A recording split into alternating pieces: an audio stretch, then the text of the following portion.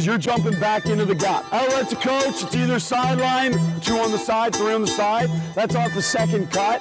Lead the country in offensive rebounding. Hey coach, welcome to the Basketball Podcast. I'm your host, Chris Oliver. Let's share the game.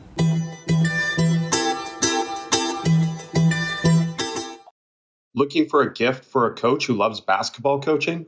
Get them a membership to basketballimmersion.com so they can join thousands of coaches who are stimulating their coaching with a world-leading platform for basketball coach education.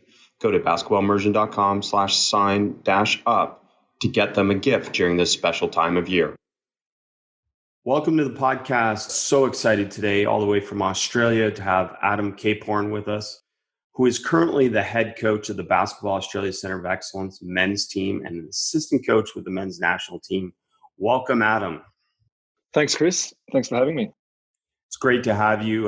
We were just talking, 1 degree of separation, know so many people that know you and speak so highly of what you do and, all the good things that are happening. So great to have you. And maybe quickly, just give us an overview of the Centre of Excellence program for us. Yeah, sounds good. And yeah, thanks to you, Chris, for all you're doing for coaches around the world, and really enjoy your podcast. Basketball Australia Centre of Excellence is a national academy with the mission of developing athletes to win a gold medal at World Cup or Olympic Games for Australia in basketball. It's quite a broad mission. It's been around since '81 with some changes in name and some strategies for a long period of time now. It's been pretty solid and consistent. So in terms of trying to achieve that goal, what's been discovered is where we can make the most impact is having 12 residential athletes between the ages of 16 to 19 to try and bridge the gap, to speed up their development and bridge the gap between youth basketball and professional basketball, to give them some tools to coach themselves, to speed up their development and get them ready, but also send them on their way and be a platform of support going forward. So that's the general line, but there are no rules essentially. Like, we have had some older athletes, some guys come in younger. It's really individually tailored and built around individual development as its key objective, which is really liberating in many ways. Right. It must be great to have that flexibility as a coach, and certainly with a bigger focus than just winning games, and that's on the development of a player. Absolutely.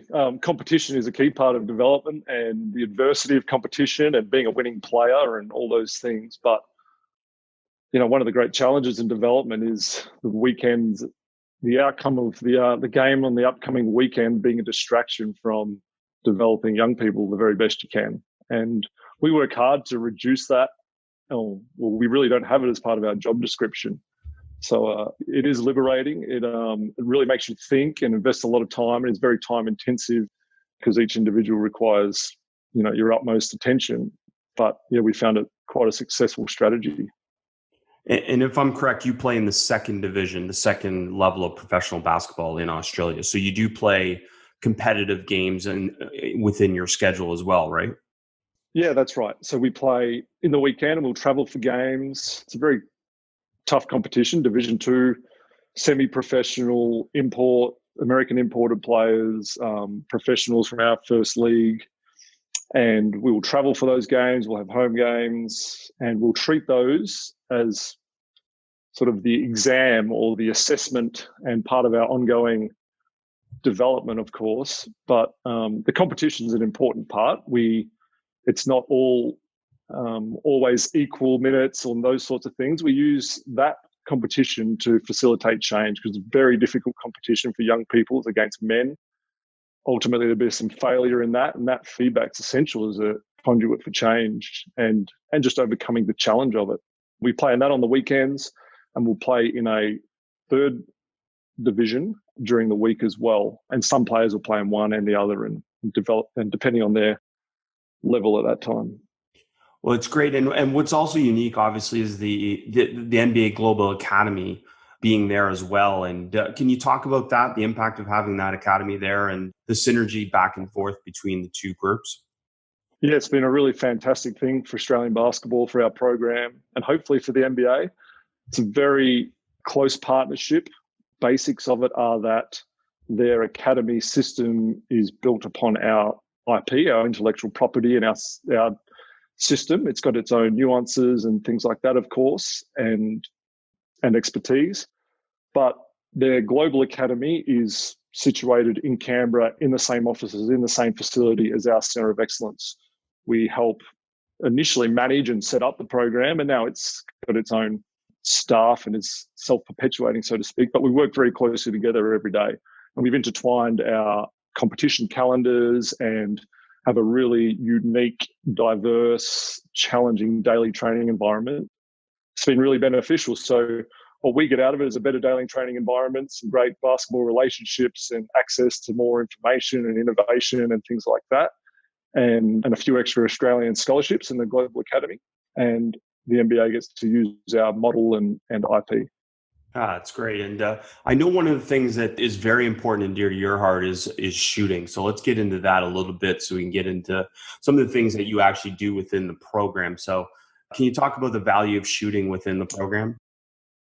Well, I think it's the master skill. It's the most important skill in basketball. That's obviously as for our players to be successful, and especially in the modern game with the evolution of spacing and the 3-point line and advanced statistics, that space is just growing and growing. And yeah, so we put a lot of time into it. I have 3 things that we say we're going to do in every session. Shooting, play one-on-one, and play some scrimmage every time. And we have a target of up to somewhere in the 25 to 30% range of all our practice time is spent shooting. And yeah, really enjoy going through that process with young people. It's quite unique because I think it brings a blend of strategies that the coach requires, including psychology, of course, because there's a lot of inbuilt anxieties and history into shooting development and teaching. Well, you talk about that with mindfulness and clear your mind and removing anxiety. Can you talk about actually how you approach that with, the practical steps that you use to be able to develop that within your athletes? Yeah, absolutely. So the shooting plan we deliver to the players when they first come in is a simple explanation. 3 steps. First part of the plan will be to clear your mind. Sounds really simple. It'll be an ongoing thing. Obviously, everyone wants to make shots, but you can't be at the whim of the outcome of the ball of that shot. You have to believe in the process, not the outcome. And that helps you get on a path to becoming a mature athlete. It also, the nature of shooting and the journey for a lot of young people is you've had a lot of coaches and you've heard sometimes conflicting ideas and you're assessing every little part of your shot.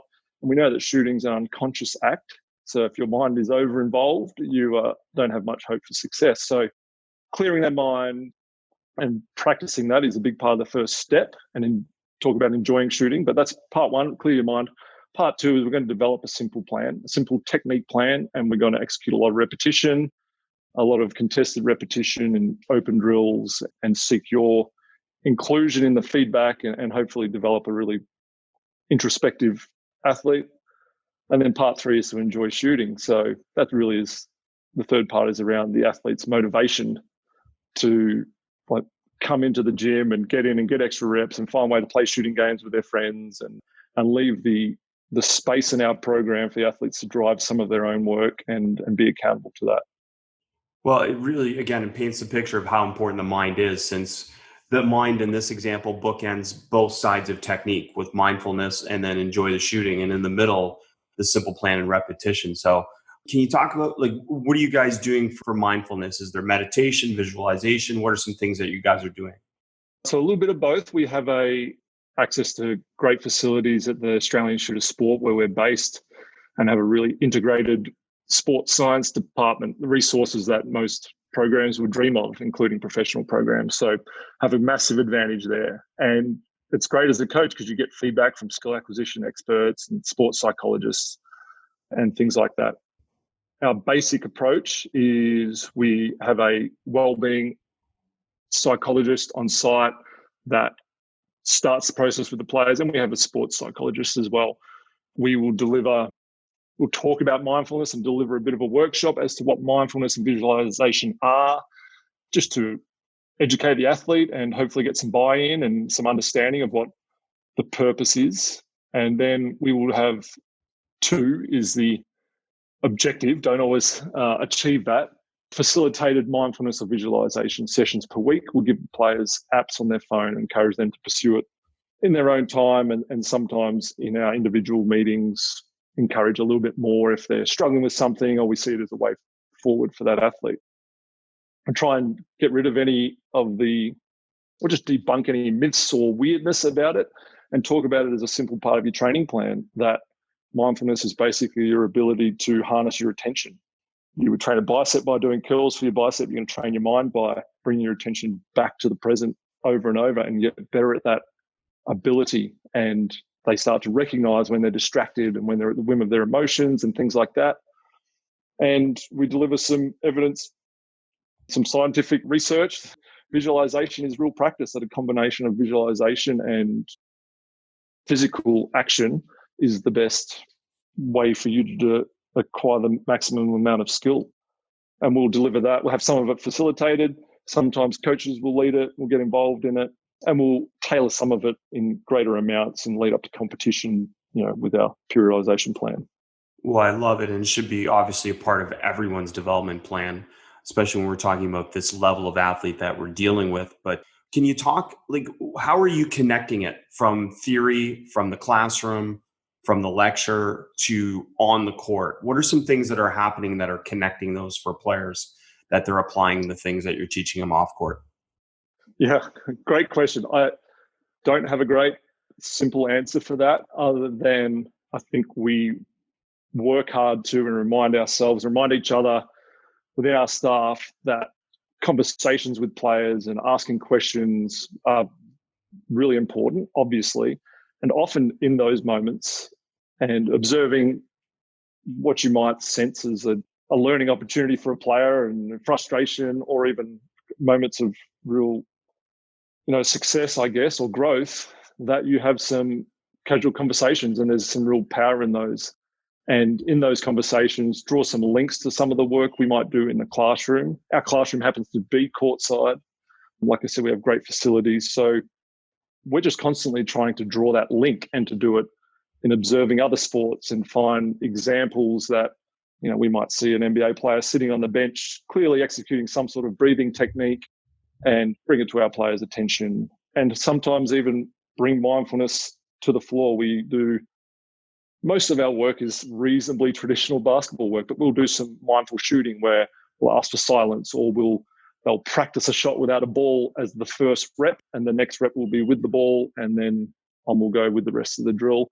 And to focus their attention on a certain part of their shot or their breath, and feel their breath, count those things, and practice attention. So different ways, conversation, and bringing some of it to the floor, I guess, are the basic parts of that.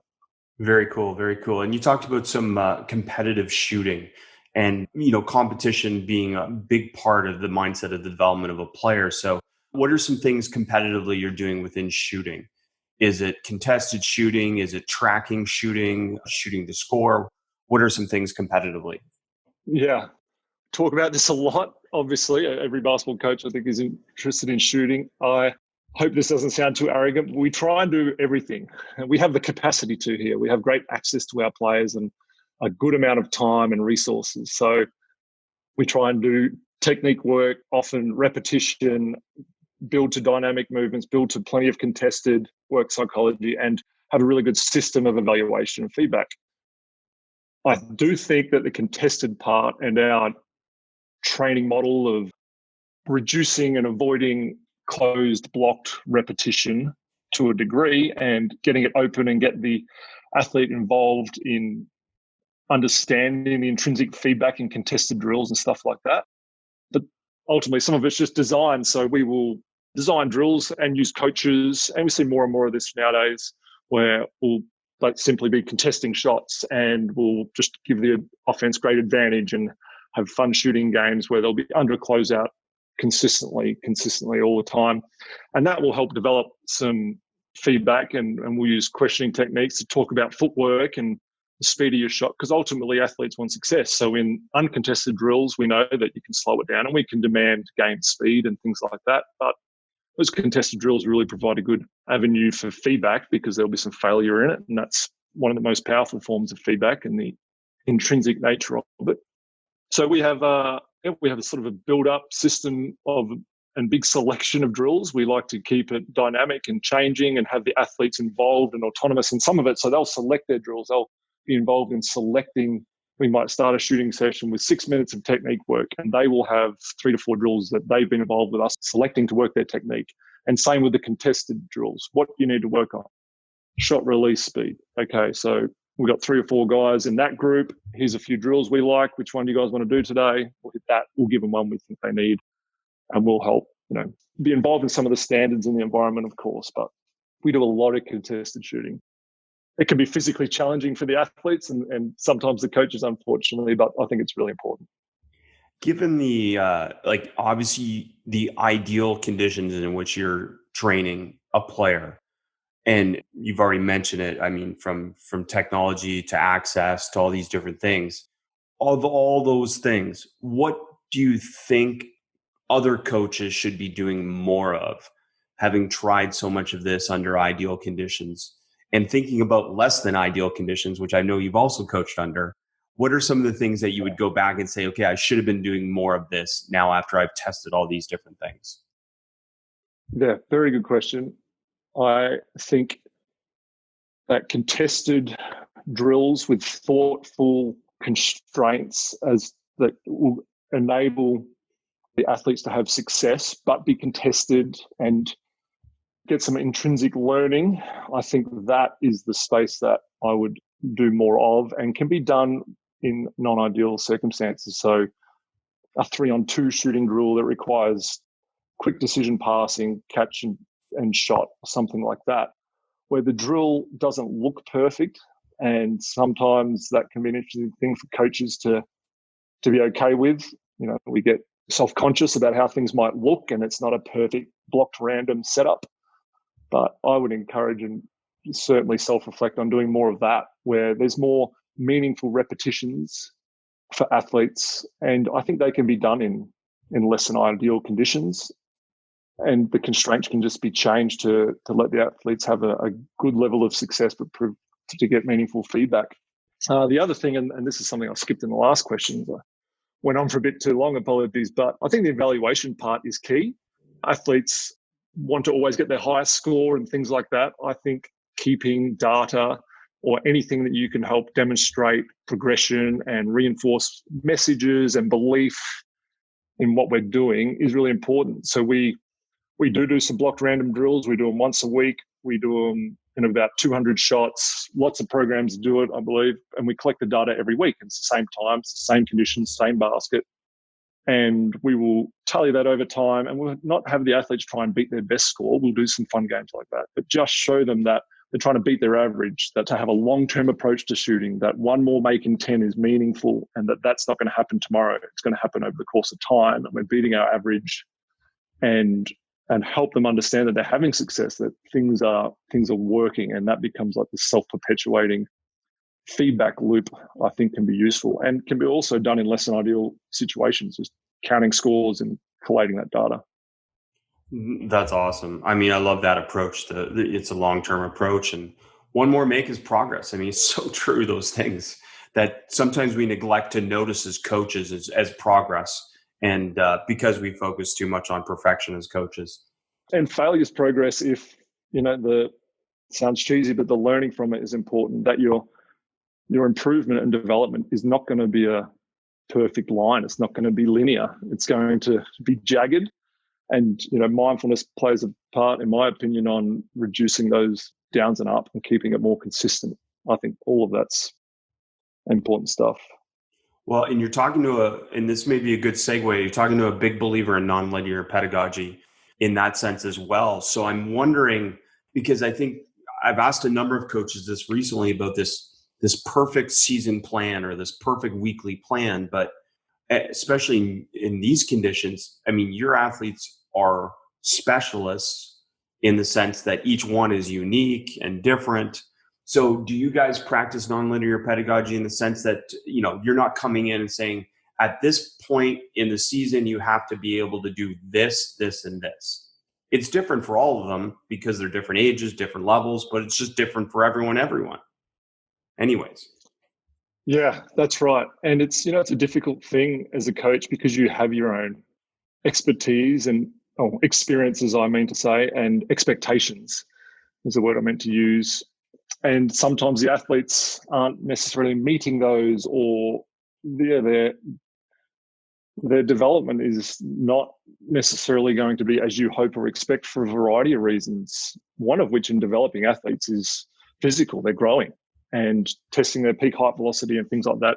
So anyway, my point being that I think we certainly have to be adaptable and constantly having good discussion about our periodization, our plan, and our expectation of the development, and adjusting elements for where they're at physically, where the competition calendar is, that we're going to have to adapt to the individual. It's what makes it really, really fun, in my opinion. This program is the handcuffs are off, but if you don't dig in onto the individual and connect with him and make him feel autonomous and adapt the plan to suit, his learning curve is relative to him. I don't think we're maximizing our opportunity. So coming back full circle then, you mentioned this already, but athlete-centric. So you're letting athletes be involved actively in this process of their development. Can you talk about some of those ways? You mentioned they can self-select some drills or different things like that, but can you talk about some of the other ways that you're doing that? Yeah. Well, we certainly believe in a holistic athlete-centric approach. We talk about that all the time. And quiz the players and ask them what is the most important thing in the program. And the answer I expect to hear from them is that they will leave you with the ability to coach themselves. And I guess, the fancy word I like to use amongst our staff is self-efficacy, that the athlete is not reliant upon us, but they have to leave us and we have to be egoless, and they have to have great confidence in their ability to control their behavior and develop themselves and continue the journey they're on.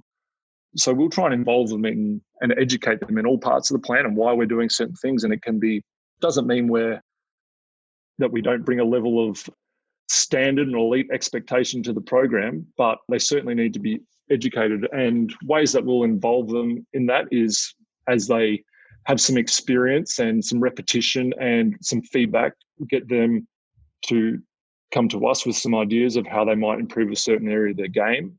We ask them to execute one 20-minute workout with any coach of their choice but to come with us to organise the time and come with an idea of something they want to work on. We will manipulate the constraints of those things and facilitate and encourage some things that we think will be mostly beneficial.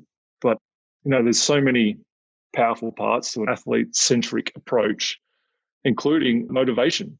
Individual development is hard. We have a periodized plan, we have competition, but some of it is just hard. It's monotonous. And we usually find in May, we start in January and May, we start to become a bit of a slog. So them understanding why they're doing things, that their motivation becomes more and more intrinsic and understood and autonomous, gives them the ability to drive through some of those difficult times, that they're not robots, and that ultimately not only can they leave and coach themselves, but they can become the very best version of themselves. I think that's incredibly motivating for them and gets great buy-in for us. Oh, such a great point. It's got to be hard because most players are building in an off season towards a season, and your players are building towards a future, in the sense that you want to win your games, and you guys have had great success with this team from what I've read. So it's not like you're not winning, but the bigger focus is obviously on the future.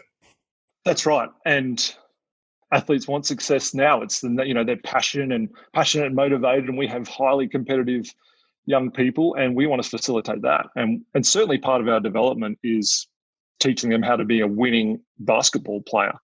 We have our sort of culture and things we think help makes that happen. And we talk about head, heart, and hustle is sort of our mantra: smart, tough, and being a great teammate.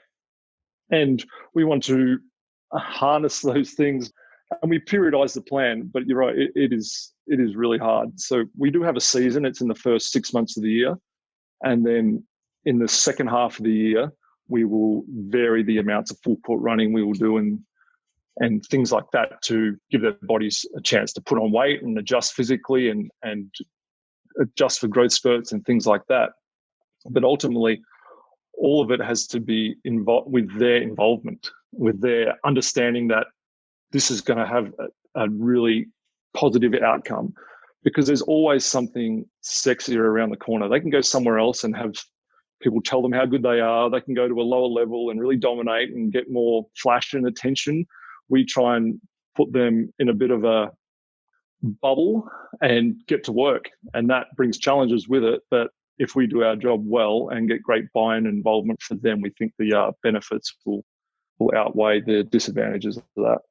Well, that's absolutely the goal, I know. So, and one of the other ways athlete-centric, I guess, evolves is you've talked about evaluation and self-evaluation, I assume, is a part of that.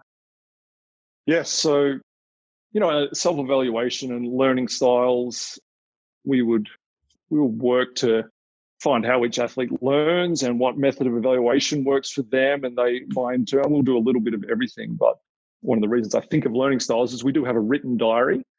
And after each session, the athletes will do some quick self-evaluation, often of process.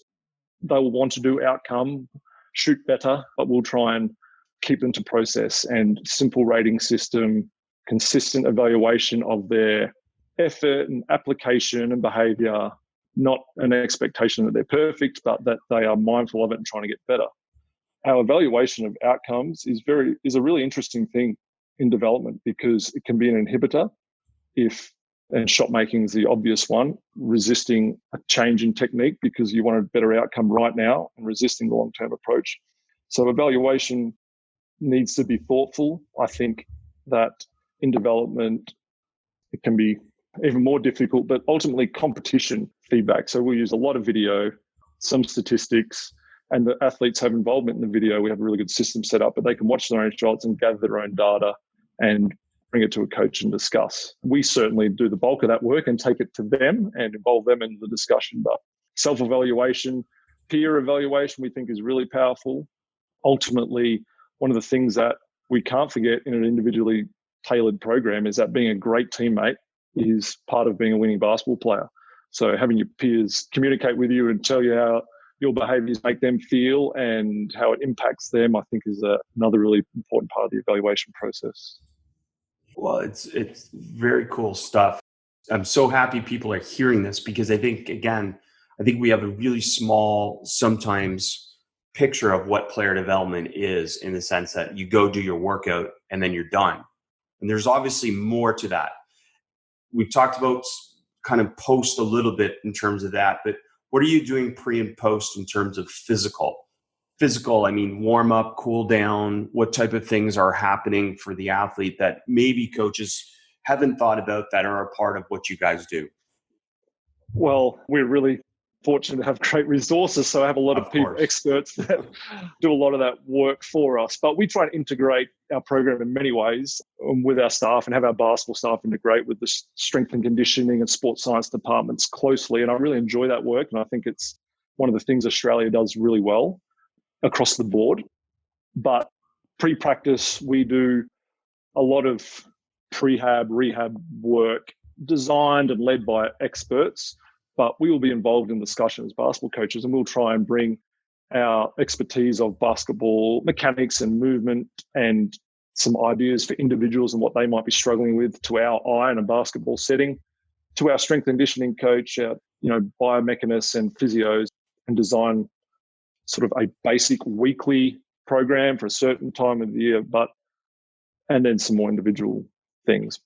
But in short, I would say we do 3 strength and conditioning sessions a week, and that takes care of a large chunk of their work. But before every session, we will do between 20 minutes of work that is a dynamic warm-up, involves basketball movements, individual defensive attention, often stopping, landing, pivoting movements, and sort of integrate that as we build up into practice. So it feels applicable to the athletes. It's not just running lines and taking direction from a strength and conditioning coach. It's deeper than that.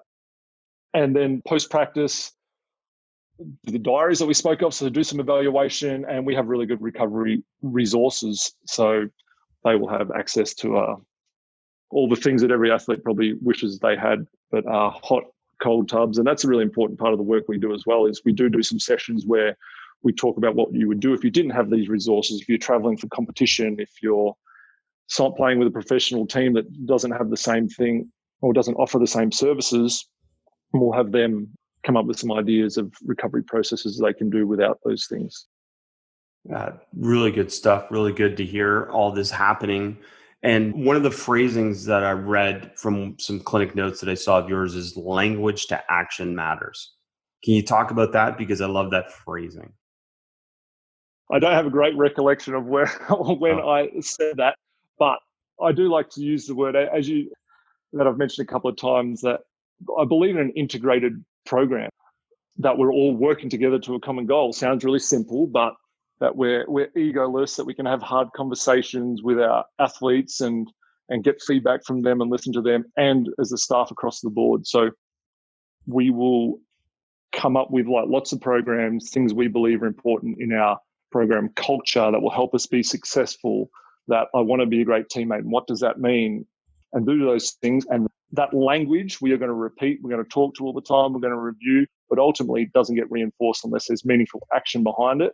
And we evaluate that action. And, so much of best work I think we do is in coaching behavior. The skill work we do, I really believe in.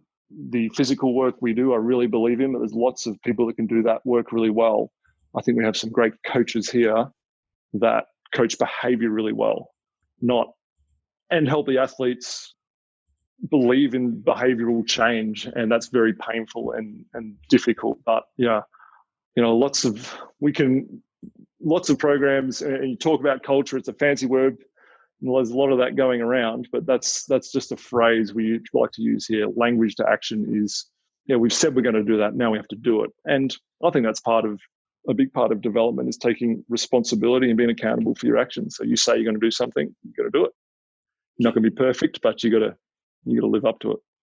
When you mentioned behavioral change, I love hearing that, and I love talking about that. And can you give us first, obviously no names or anything like that, give us a practical example of something that has, been cued for you, this behavior needs to change, and then maybe the simple summary of the process that the player had to go through to change that behavior? Most recent example I can think of, I don't know if it's the best one, but what we have in our program is great alumni and history and tradition. And we've had a journey with a player recently who came with great intention, made great sacrifice to be here, like a lot of the athletes, but ultimately just living to the challenging standards. And it's elite, right? It's not normal. So for a young person, there's a lot of sacrifice and it's very difficult. And so for a long period of time, behavior would slip across the year. Their behavior would slip occasionally, and it was just reasonably consistent. And the main conduit for change was the involvement of an alumni, like taking their own initiative. A really successful player we have in the NBA, I'd like to keep it private between them, but taking initiative and using our network, that someone that's been through something similar can share their own journey and give that feedback back to someone that it's all going to be worth it.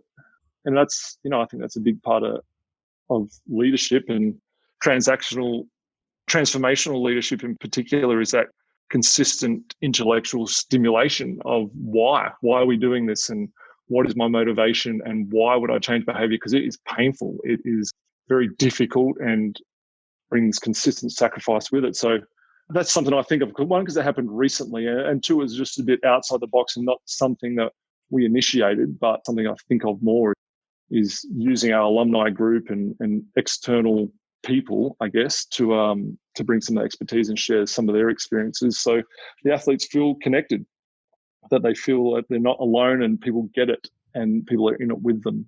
Do the best we can with that, but we're not always the best people for the job.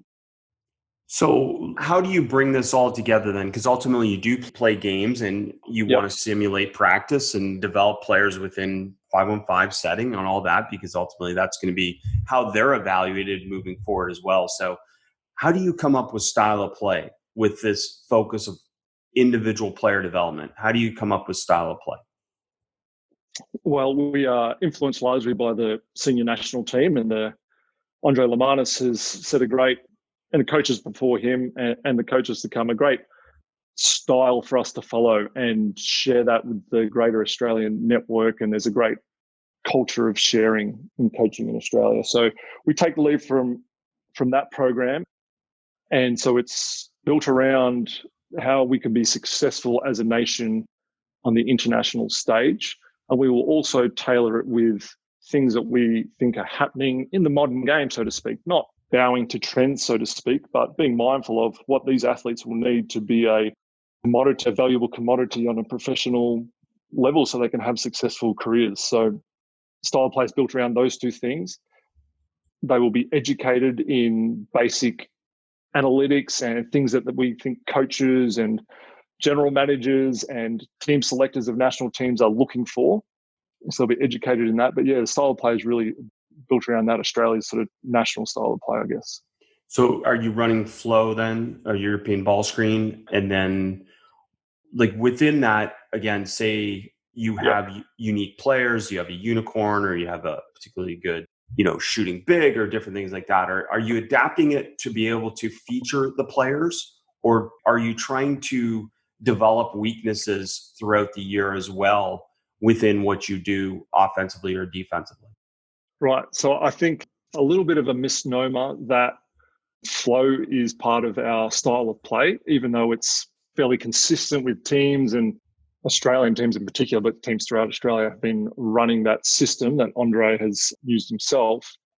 I was involved with Andre in integrating his and our national style of play through our network, but flow wasn't so much part of it. It was more about trying to be a more thoughtful and progressive offensive nation. And Andre's was built around the idea of having great rim attack and from there making good decisions in the keyway and using ball movement and player movement and making good decisions. And that's very vague, and it was more detailed than that. But ultimately, that was what would be directed and talked about within our network and style of play, what you did to help facilitate those aspects of the game. Like ultimately, a player's or team's ability to get the ball in the keyway and make good decisions, finish strong and make good decisions from there is a driving force in offense. So you don't have to run flow. We run some of it, but ultimately for the personnel we have at the time, and some of that will just be on their particular skill sets, how we balance positionally, because we don't pick for position, so to speak. Do a little bit of that. We'll adjust what we will run. And we'll also take into account what's happening in Europe and in the NBA and put little bits and pieces so the players are educated in it. But our style of play is built much more around concepts about what is a player trying to achieve off a pick and roll, what's our overlying philosophy on it, and what are the decision-making processes of that.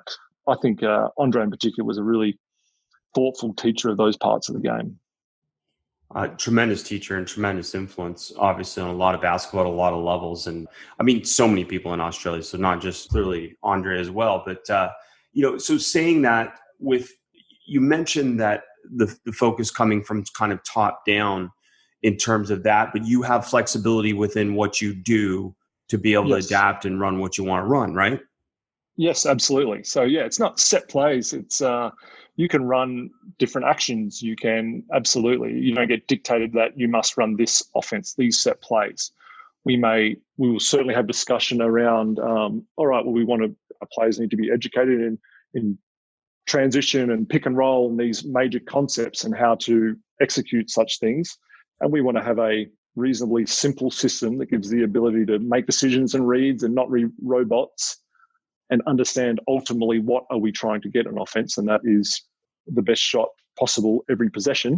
And the best shot's a free throw, and the next one's a layup. You can argue that one, and then the uncontested three. And how are we going to try and do that? Well, we're going to try and do it with pace, poise, and penetration was Andre's terminology.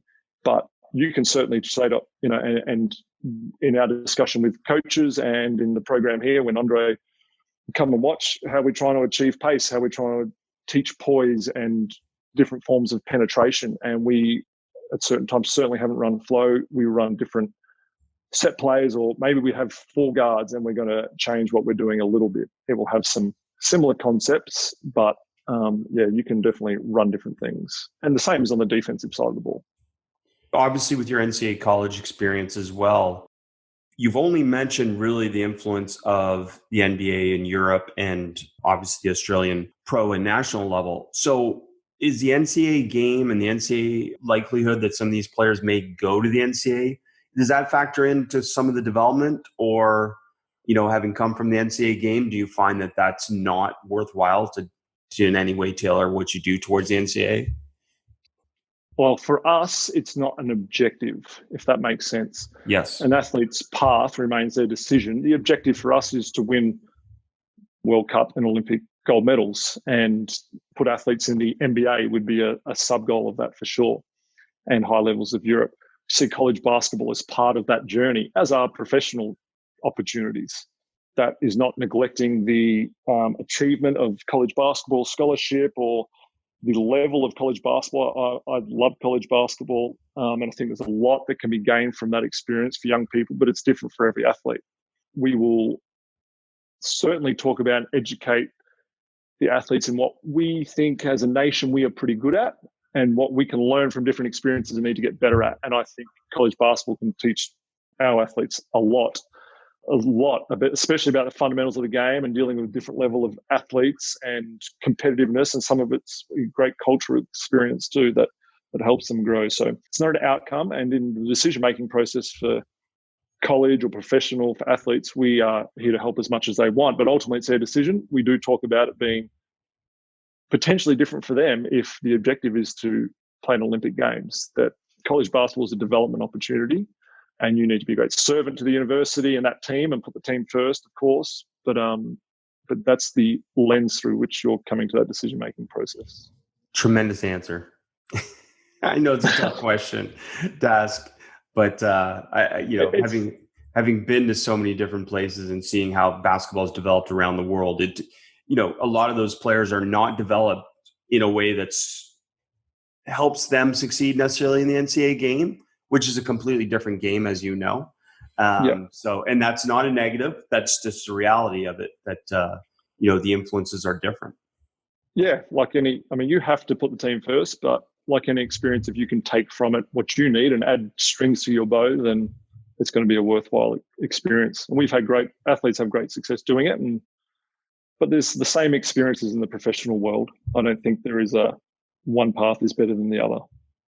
I do think what's important is the athletes, that's part of their educational journey of evaluating coaches and programs and culture, and making those decisions, and the decisions have to be their own. Absolutely. So the quality coaching staff, I certainly know some of the people on your coaching staff, and can you talk a little bit, how do you use this staff? Tremendous people, tremendously keen people in terms of basketball minds, and then obviously going outside just the immediate staff, this access to this support staff, which is just tremendous, not to mention even the NBA Global Academy staff. So how do you manage all that? How do you come up with best practices when you have so much innovation and excitement around you? Yeah, it's been a really great learning experience. One of the things I'm really thankful in having the opportunity to do this job, because it's quite unique. I couldn't imagine there are no other junior programs in my experience that have access to these sorts of things. And the NBA has definitely taken it to a new level. I think one of the things, as we sort of delve into it and talk about what we do a little bit and who we have, is just reminding ourselves what our core business is constantly, and saying, well, we're going to have great workouts and practices and individual time with the athletes, because we can get caught up doing a lot of fancy stuff because we have a lot of toys and opportunities and resources and great coaches. But ultimately, I think we do a good job of doing that. We get people, and we have people that love getting on the floor, that love spending time with the athletes, that put them first, willing to challenge them and willing to play the long game with them. Without that, none of it will work. We have in our office across both programs, and both programs basically operate as one. We have different responsibilities at times. So there's 5 basketball coaches in our office, 2 full-time S&Cs, full-time physiotherapists, sports psych. No, I'm going to forget people, but we have a big staff. Building the system of reporting through the week and small meetings and big meetings has been a little bit of trial and error, but our culture around it, I think, has been really powerful in that we try and make sure everyone feels part of the team. They feel like any team, people have to feel connected and they have to have a level of autonomy. And we say we want to have world-class communication, which means people cannot be too sensitive, but they are willing to speak their mind in the appropriate meetings and times and share their knowledge. So we have a lot of like quick hit meetings where people are bringing things to the table and we're getting feedback and input across the board. And we have a periodized yearly plan in great detail, but it's adaptable. And if someone's bringing some evidence to suggest we need to make a change, whether that'll be hashed out pretty deliberately and change, we'll certainly be willing to make changes.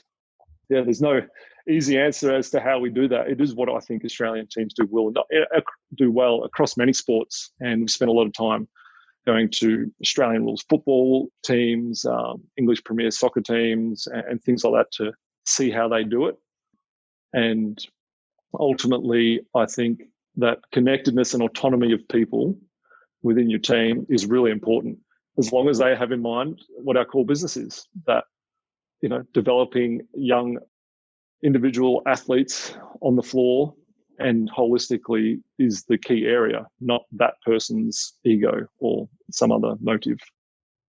Well, and again, for coaches that don't know the history, obviously goes back to the Australian Institute of Sport and just so much great development and so much innovation and really the model for the world in terms of development academies at that time. And it continues on today, no doubt, because this is still, I mean, you have a chance, and I guess that's got to be exciting for you, that you with everyone involved has a chance to build the best development basketball academy in the world.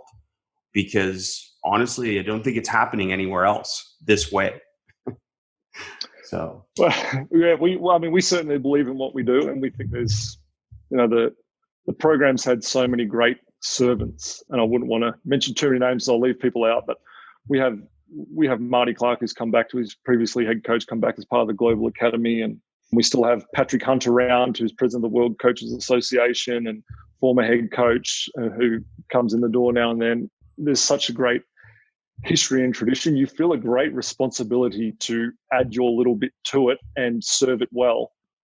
You feel it to the program and you feel it to the players. They've put a lot of faith in us to serve them well, so to speak. And it's really rewarding when it goes well, and it's completely devastating when it's not going so well. And we work really hard to get it going the right way. But we take great pride in it, that's for sure. We really believe in what we do in the individual player development space, and like to think there's some good examples out there that give good evidence to that.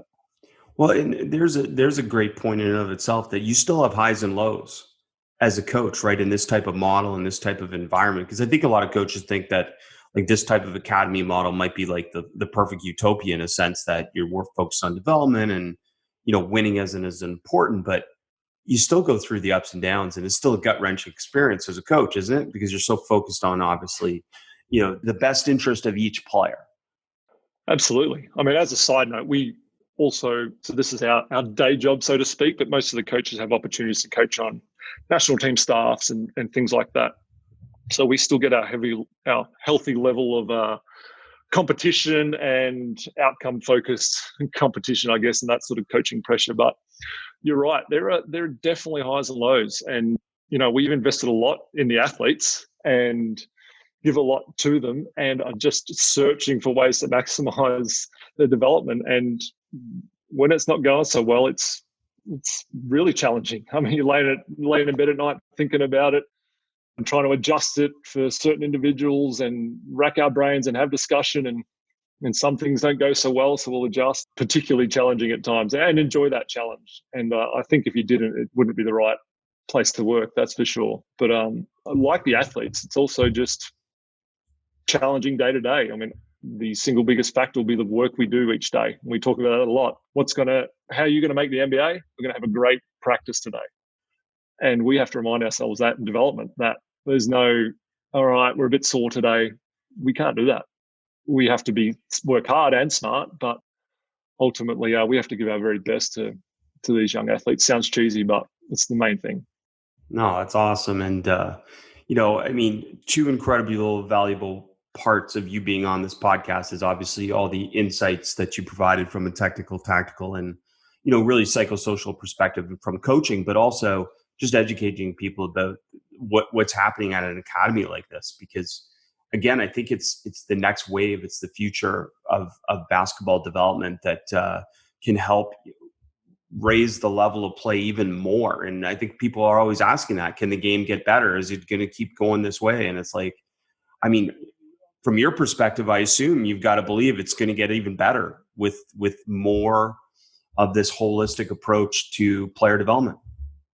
Absolutely. And I think the fact that the NBA is investing so much in this area gives us great excitement as coaches and people that love the sport that, the NBA is, from anyone's perspective, is an incredible product and league and level, but they're invested in getting better.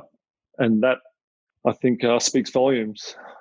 Like you said, the idea of creating the perfect development program can be some sort of weird utopia fallacy. Like, I think it needs to be very difficult. It needs to be a very difficult, challenging environment, and the competition and the expectations need to be hard, but that needs to be one part or piece of the pie. That the holistic approach is certainly the way to go, and the advances in well-being and even in skill acquisition clearly demonstrate that. With any level of reading, doesn't mean we can be soft or give way to the fact that adversity is a key part of what we're going to do. And yeah, I think holistic is the word, is a bit of everything and in different levels for each athlete. And yeah, I think the future is really exciting, and the NBA's investment in the space is really exciting. Tremendous stuff. I can't thank you enough, Adam, for taking some time and being able to share with us. So thanks for coming on the podcast. Really appreciate you having me, Chris. Thanks a lot. To find out more about Coach and all we spoke about today, please take a look at the show notes for today's episode. I love to share the game and have basketball coaching conversations, so connect with me on social media. You can find all my social media information and all your membership, clinic, and consulting needs at basketballimmersion.com. That concludes today's episode. I know there are so many podcasts out there. Thank you for taking the time to listen to the Basketball Podcast with me, your host, Chris Oliver. Please subscribe and share the podcast with your friends and colleagues so that we can keep bringing you the best of what's out there and share the game.